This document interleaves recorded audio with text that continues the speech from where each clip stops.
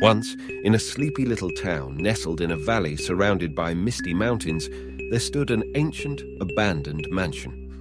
This mansion was known throughout the town as the Haunted House, and for good reason. Its windows were shattered, its walls covered in ivy, and its halls echoed with chilling tales of ghosts and ghouls. But it wasn't the eerie appearance of the mansion that terrified the townsfolk the most. It was the haunting melody that often wafted through the valley. Every night, as the sun dipped below the horizon, a mournful tune would fill the air, sending shivers down the spines of those who heard it.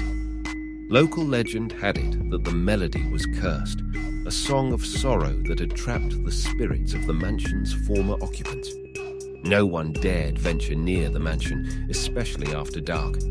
But curiosity is a powerful thing, and for one young woman named Amelia, the haunting melody was an irresistible mystery. Amelia was a talented violinist who had recently moved to the town.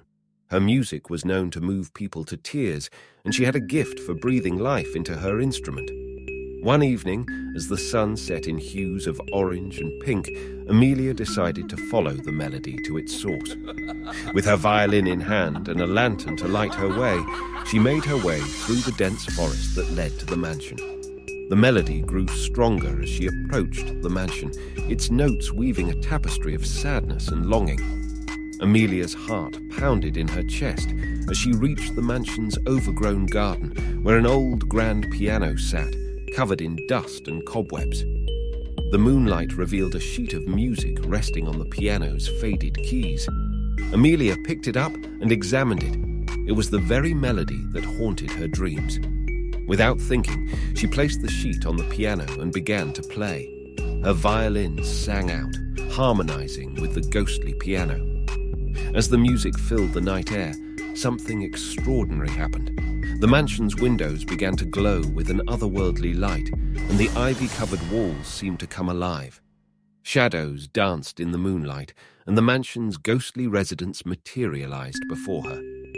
Amelia's music had summoned the spirits, and they moved gracefully through the garden, their spectral forms illuminated by the eerie glow. Among them was a lady in a tattered wedding gown, a forlorn soldier, and a child clutching a beloved toy. With each note Amelia played, the spirit's emotions came to life. The lady wept, the soldier saluted, and the child laughed with delight. Amelia could feel their stories, their joys and their sorrows as if they were her own. It was a hauntingly beautiful connection. For hours she played, lost in the world of the mansion's spirits, until the first light of dawn broke over the mountains. As the final notes of the melody echoed through the garden, the spirits began to fade, their expressions of gratitude and peace evident on their translucent faces. Amelia knew she had unlocked a long-buried secret.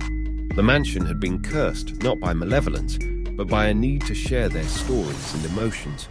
The spirits were finally free, their unfinished business completed. As the last ghostly figure disappeared, Amelia left the mansion, feeling a sense of fulfillment and closure. The haunting melody had changed from a source of fear to a connection with the past, a bridge between the living and the departed. The townsfolk could no longer hear the mournful melody, but they could feel its absence.